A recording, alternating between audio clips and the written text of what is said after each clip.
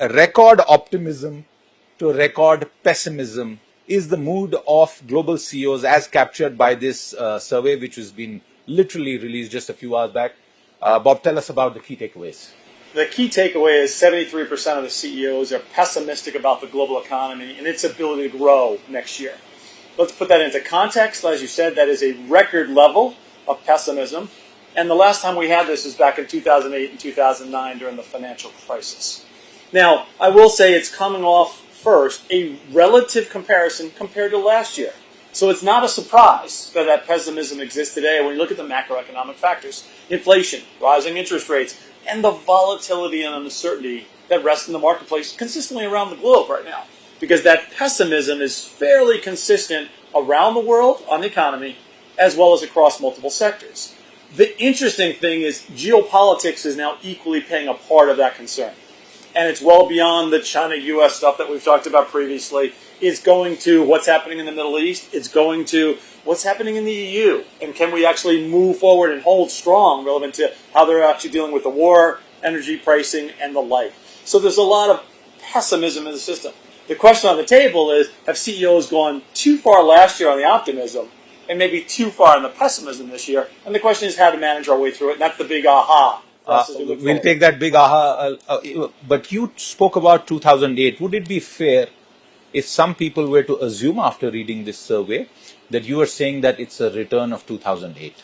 No, the difference this time around is back in 2008, first it was caused by a shock to the system that no one saw coming. In this case, all of these factors that have driven the concern, we've seen. It's been building. It's been a boiling pot, so to speak, in terms of the issues. It's the magnitude of the issues. It's the combination and the amplification of these issues and the economic implications. The second difference from 2008 and 2009, the amount of confidence CEOs had in their ability to grow revenues in 2008 and 2009 fell down dramatically, consistent with their view on the economy. This time, it's fallen. So they don't think they'll be able to grow as much their own revenues, but much less than ever before. Let's remember the CEOs went through COVID.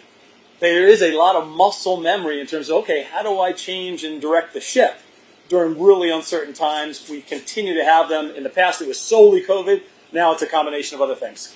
There's another interesting point that this survey reveals, which is that 40% of the CEOs surveyed believe that their organizations won't survive in 10 years unless they transform. What does this really mean? So the challenges that the world are seeing, when you add them all together, equate to significant disruptions to their economic and operating models right now. And that 40% where they are worried that they will not be economically viable over the next decade unless there's significant transformation is consistent across all sectors. So this is not a financial services issue or a healthcare issue.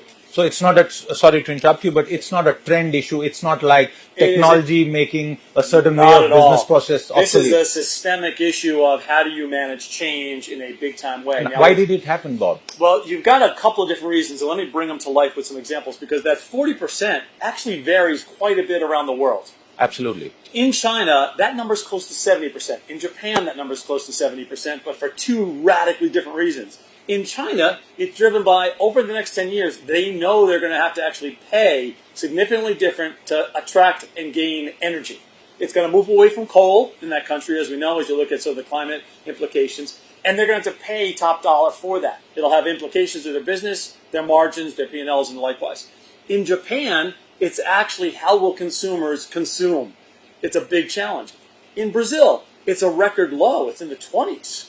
Now, that part of the world has not been affected by technology very much. They're seeing the biggest reason for that change. Technology change is coming their way, similar to what we've seen in India, in China, in the U.S., and other places what's the sort of sub-trend in India? The sub-trend in India is actually twofold. One is consumers, in terms of how do they consume products and services, especially as India as a country brings that manufacturing and balances it with the services industry. And the second issue is how, in fact, the technology will implicate how the businesses now manage. Okay. They have to manage themselves, not providing technology to the world, which is what they do very well.